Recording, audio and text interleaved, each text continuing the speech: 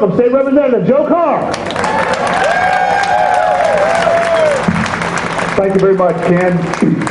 So I'm standing back there and I'm going, well, what am I going to say? Because I got a little piece of paper that tells me what I'm going to say. And as I look around, and I really appreciate y'all being here, there's somebody missing. There really is. That's right. But there's somebody else missing.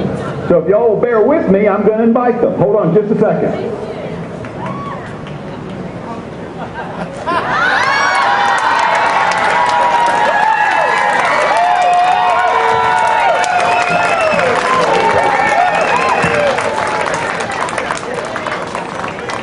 It's cold, so I'm going to give him my coat.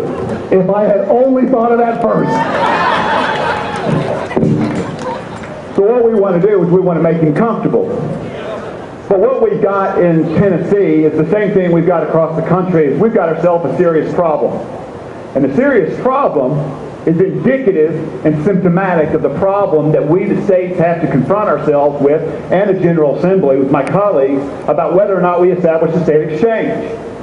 You've heard for the last 45 minutes all the policy reasons about why we shouldn't do it. And they're all right.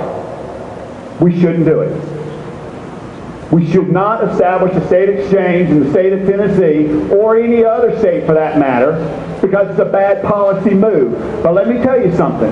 There's a more important and fundamental reason why we shouldn't do this. And it goes to the very core of why we were established. And that is, it's not a principled decision. This decision to establish a state health care exchange is based solely and purely on politics. It has nothing to do with the principles on which this country and this state was founded, which is life, liberty, and the pursuit of happiness. I want to read you something, if you'll bear with me, and see if you recognize it. The powers not delegated to the United States by the Constitution, nor prohibited to it by the states, are reserved to the states respectively, or to the people. That is the 10th Amendment.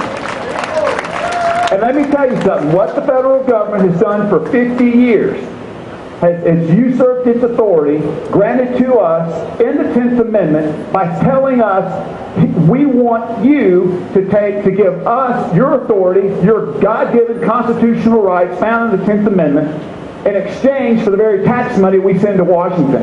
And I'm telling you, we've been doing it for years. Let me give you a couple of examples. Do you know where HOV lanes come from? Now, HOV lane is that left lane that nobody drives in on occasion except for yours truly. I do! But the reason we have HOV lanes is because the federal government said, if you won't let anybody drive over there, we'll give you some more money.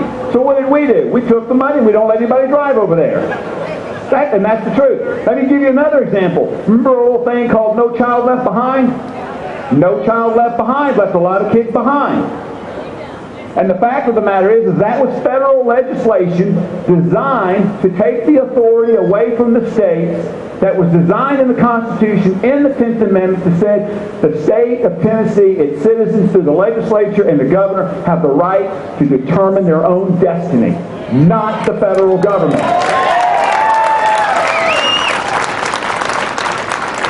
Let me tell you something. On November 6th, we got a wake-up call.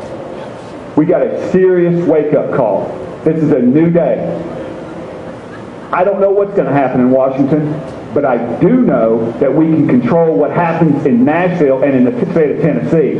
That's why you're here, and that's why we have got to say no to state exchanges in the state of Tennessee. We have to preserve our liberty, we have to preserve our freedom, and we have to preserve the fact that each and one of us is personally responsible for our own lives.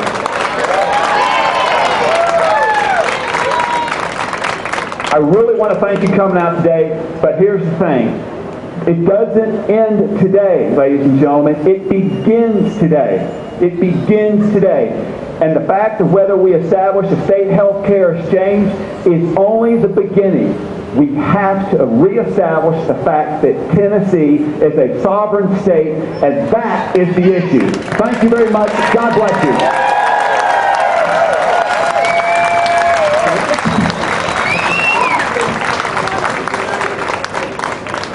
I'm sorry.